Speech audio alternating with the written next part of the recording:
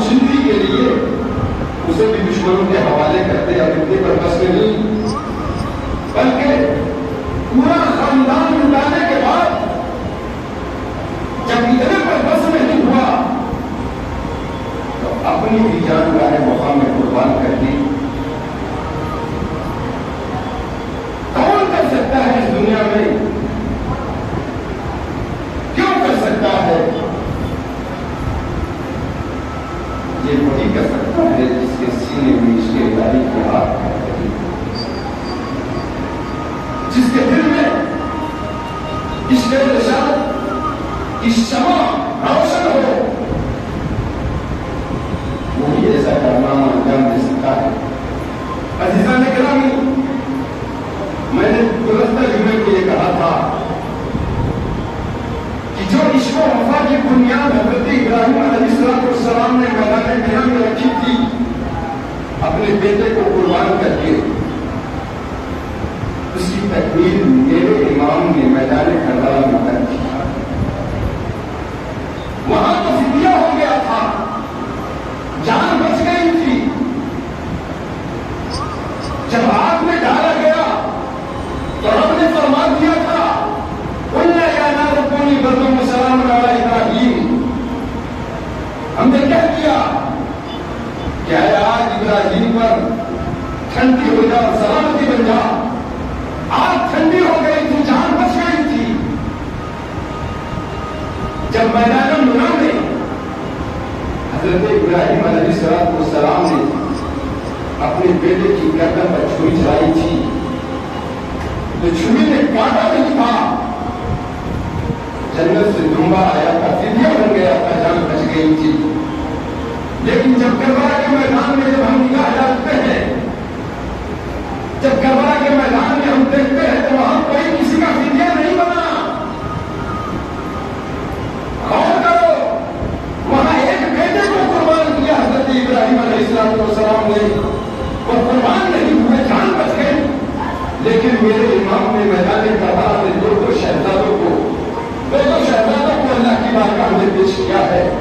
حضرت اکبر کو دیکھو، وہ اکبر جسے دیکھنے کے بعد رسول اللہ کی یاد آتی تھی۔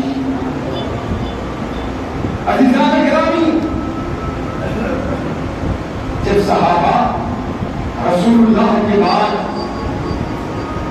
رسول اللہ کے اس دنیا فانی سے پوچھ کرنے کے بعد، ظاہری پردہ فرمانے کے بعد، جب صحابہ کے دلوں میں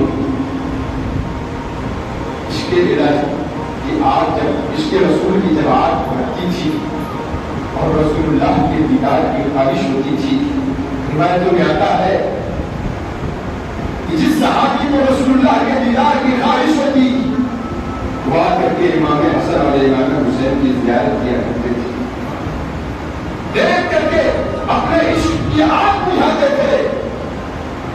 لیکن جب مولا حسین کو رسول اللہ کی یاد آتی تو مولا حسین اپنے شہزادے علی اکبر کو اپنے پاس بلاتے اور ان کا دیدار کیا کرتے تھے۔ عزیزان گرامی، یہ 18 سال کا شہزادہ جب میدان کربلا میں اپنے باپ سے اجازت لیتا ہے، ذرا غور کرو، کون باپ ہوگا جو اپنے بیٹے کو قتل ہونے کے لیے میدان میں بھیجے گا؟ اس باپ کے دل گردے کے اندر اتنی طاقت ہے کہ جو یہ جان لے کہ میرا بیٹا وہاں پہ جائے گا تو بچ کر کے نہیں آئے گا، میرا بیٹا جائے گا تو قتل کیے بغیر واپس نہیں آ سکتا۔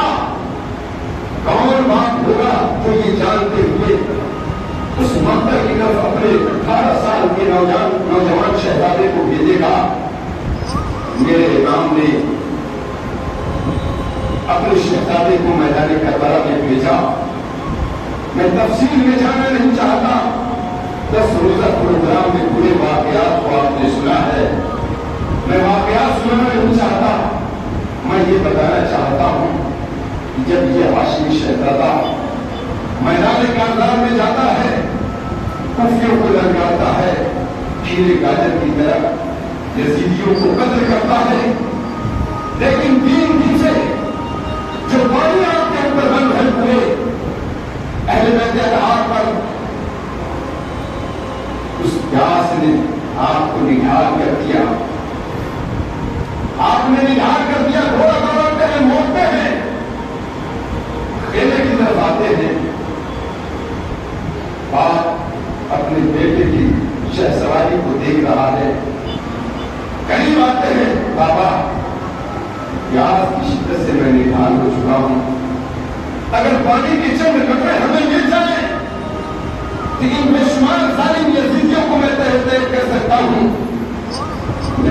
نے ارشاد فرمایا بیٹا صبر کرو، پانی کا ایک قطرہ بھی خیمے کے اندر نہیں ہے، سب پیاسے ہیں، مگر آؤ میرے قریب آؤ۔ میرے نانا جان نے میرے بچپنے میں اپنی زبان مبارک میرے منہ میں ڈالی تھی، اپنی زبان مبارک کو چسایا تھا، شاید وہ اسی دن کے لیے تھا۔ بیٹا جس طرح میرے نانا نے اپنی زبان مبارک میرے منہ میں ڈالی ہے، اسی طرح میں اپنی زبان تیرے منہ میں ڈالتا ہوں تاکہ تجھے تم تسکین حاصل ہو جائے۔ میرے امام نے اپنے شہزادے کے منہ میں اپنی زبان مبارک کو ڈالا، کچھ رات محسوس ہوئی، پھر یہ شہزادہ میدان کربلا کی طرف جاتا ہے۔ ظالم یزیدیوں نے دیکھا کہ یہ ہاشمی خون ہے، یہ علی کا لال ہے، حضرت کرار کا لال ہے، اس کو اس طرح سے قابو میں نہیں کیا جا سکتا۔ ایک بار بھی مل کر کے تیروں کی بارشیں کر دی، ایک بار بھی مل کر کے حملہ کر دیا، بے شمار تیر آپ کے جسم مبارک کو بھی بے شمار تیروں نے لہولہان کیا۔ آپ گھوڑے سے نیچے گرے، زبان مبارک سے نکلا یا ابدا ادرکنی، اے ابو جان مجھے تھام لیجیے، زمین سے گر رہے ہیں، آپ کی زبان مبارک سے یہ آواز نکل رہی ہے۔ اتنا سننا تھا کہ میرا امام تڑپ گیا، اور توبے کیوں نہ توبے، ایک بات تو ہے، انسان تو ہے، اس کے بھی سینے میں تو دل ہے، اس کے بھی تو جذبات ہیں۔ عزیزان گرامی تڑپ گئے، بھاگتے ہوئے میدان کربلا کی طرف جاتے ہیں، اپنے شہزادے کو اپنی گود میں اٹھا لیا، سینے میں نیزے کی علی لگی ہوئی ہے، خون بہ رہا ہے، مگر اس کے باوجود بھی وہ شہزادہ پکار کر کے کہتا ہے ابو جان اگر اس نیزے کو میرے سینے سے آپ نکال دیں تو اب بھی آپ کا بیٹا آپ کی دفاع کے لیے لڑ سکتا ہے۔ میرا حسین اپنے دستے مبارک سے اس نیزے کو کھینچتا ہے، روایتوں میں آتا ہے جیسے بھی کھینچتے ہیں، جب باپ اپنے ہاتھوں سے اپنے بیٹے کے سینے سے جب نیزہ کھینچتا ہوگا تو اس وقت اس کے دل پر کیا گزرتا ہوگا، ذرا سوچیں اس وقت ایک باپ کے دل پر کیا گزرے گا۔ ارے صبر صبر صبر سب کہتا ہے، لیکن صبر کی انتہا میرے امام نے میدان کربلا میں کرتی ہے۔ عزیزان گرامی میرا امام اپنے دستے مبارک سے جب اس نیزے کی علی کو کھینچتے ہیں، خون کا ایک فوارہ نکلتا ہے اور روح کا حسن سے پرواز کر جاتی ہے۔ میرا میرا امام اپنے شہزادے کو اپنے کاندھے پر رکھ کر خیمے کی طرف بڑھ رہے ہیں۔ روایتوں میں آتا ہے کہ جب آپ اپنی شہزادے کو اپنے کندھے پر رکھ کر کے چل رہے تھے تو آپ کے قدم ڈگمگا رہے تھے، اور ڈگمگائے تو کیوں نہ ڈگمگائے، باپ ہی تو ہے جو اپنے نوجوان بیٹے کی لاشی کو اپنے کاندھے پر لا کر کے لے کر کے جا رہا ہے۔ عزیزان گرامی تمہاریوں نے کچھ تاریخدانوں نے لکھا ہے کہ جب میرا امام جب انہوں نے پکارا حضرت جعفر نے یا ابدا ادرکنی، میرے امام جب خیمے سے دوڑے تھے اس وقت میرے امام کی سر مبارک اور گاچھی ریش مبارک کا ایک بھی بال سفید نہیں تھا، لیکن جب حضرت علی اکبر کو اپنے کاندھے پر لاد کر کے خیمے کی طرف بڑھتے ہیں، جب خیموں میں پہنچے ہیں تو تاریخدانوں کا کہنا ہے کہ جانے سے پہلے ایک بھی بال سفید نہیں تھا، لیکن جب علی اکبر کی لاش مبارک کو اپنے کاندھے پر رکھ کر کے خیمے کی طرف آئے ہیں اتنی دیر میں آپ کے سر مبارک پر اور آپ کی ریش مبارک میں ایک بھی بال کالا نہیں تھا، سارے بال سفید ہو گئے تھے۔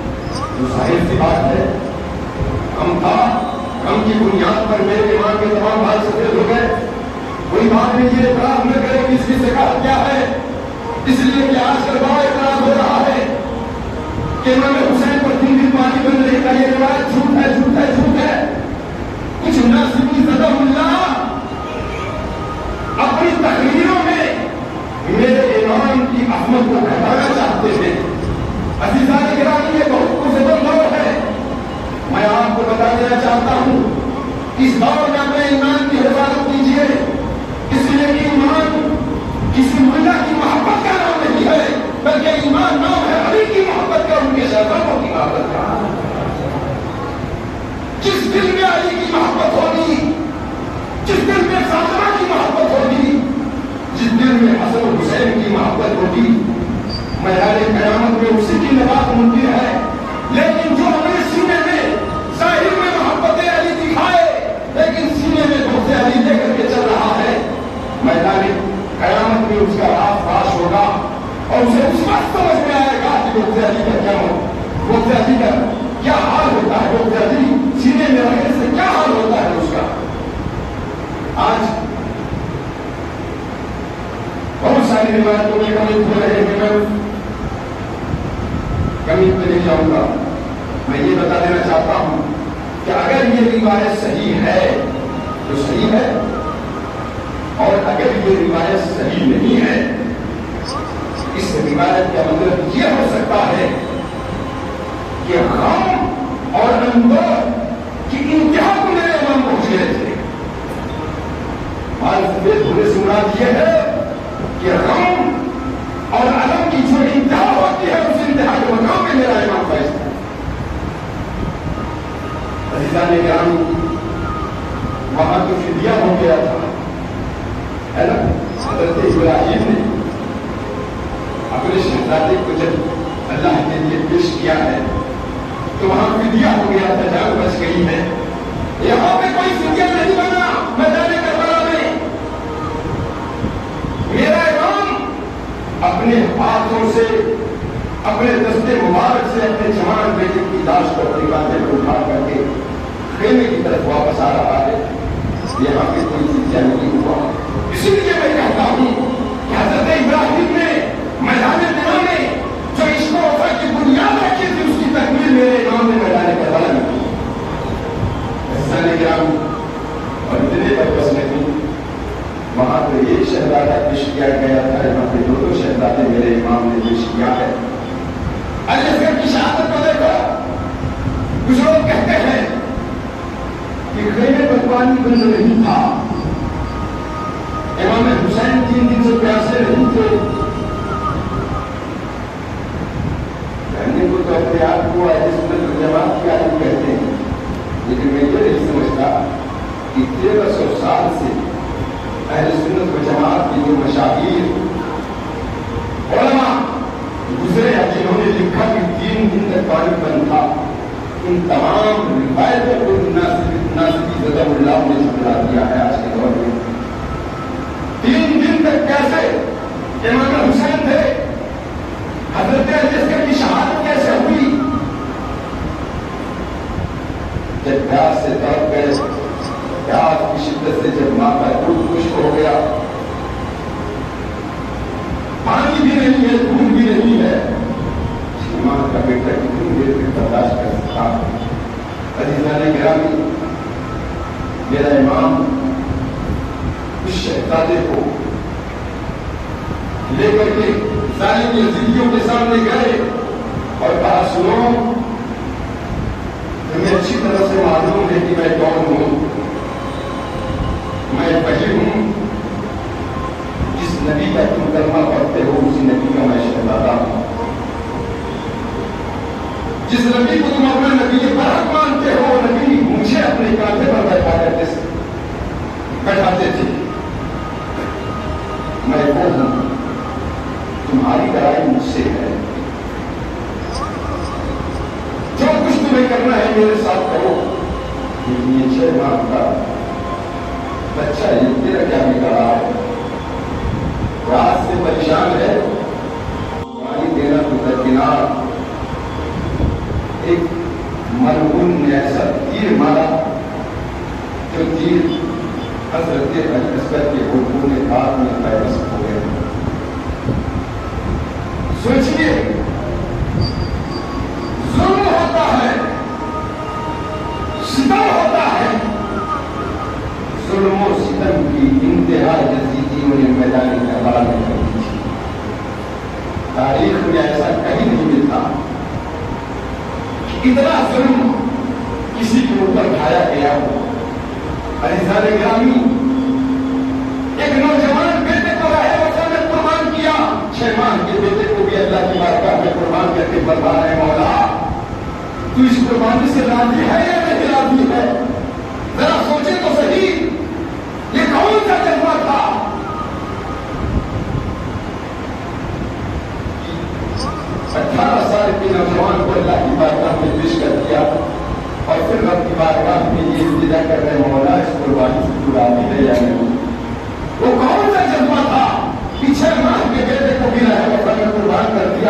اور پھر اللہ کی طرف نگاہ کر کے التجا کر رہے ہیں مولا اس قربانی سے تو راضی ہے یا نہیں؟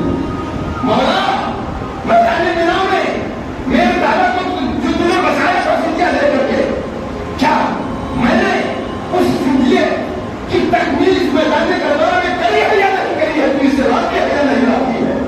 یہ کون سا جذبہ تھا عزیزان گرامی؟ جب غور کرو گے تو آپ کو مجبور ہو کر کے کہنا پڑے گا کہ یہ کوئی اور جذبہ نہیں بلکہ یہ عشق الہی کا جذبہ تھا جو امام حسین کے سینے میں منزل تھا۔ اور اتنے پر بس نہیں، میرا امام مغرب میں میدان کربلا میں گیا۔ عزیزان گرامی اب وقت ہونے والا ہے، اس پر تھوڑی دیر گفتگو ہوگی انشاءاللہ تبارک تعالیٰ۔ وقت تو ہے نہیں، انشاءاللہ تبارک تعالیٰ اس کی تکمیل آئندہ جمعہ میں میں آپ کے سامنے کروں گا۔ اللہ تبارک تعالیٰ ہم تمام لوگوں کے دلوں میں اہل بیت اطہار کی محبت معجزت فرمائے، ہم جیے تو ان کی محبت میں اور مرے تو ان کی محبت میں، چاہے ہماری دنیا اور آخرت میں نجات کا سرمایہ ہے۔ عزیزان گرامی دنیا میں بے شمار لوگ آپ کو ملیں گے، چاہے وہ ظاہری طور پر یا باطنی طور پر اہل بیت اطہار سے آپ کو دور کرنے کی کوشش کریں گے، لیکن یاد رکھنا جس نبی کا آپ کلمہ پڑھتے ہو، جس نبی کو تم اپنا نبی برحق مانتے ہو، اس نبی برحق کا فرمان ہے کہ میرے اہل بیت حضرت نوح علیہ السلام کی کشتی کی مانند ہیں، جو ان کے اوپر سوار ہوا اس نے نجات پائی اور جو سوار نہیں ہوا وہ ہلاک ہو گیا۔ عزیزان گرامی یہ اہل بیت اطہار کو میرے مصطفیٰ نے نوح علیہ السلام کی کشتی سے کیوں تشبیہ دیا؟ وہ کشتی کیا ہے؟ وہ کشتی کوئی اور نہیں بلکہ اہل بیت اطہار کی محبت کی کشتی ہے، ان کی الفت کی کشتی ہے، ان کے عشق کی کشتی ہے۔ جو ان کی محبت کی کشتی میں سوار ہوا اسی نے نجات پائی، اور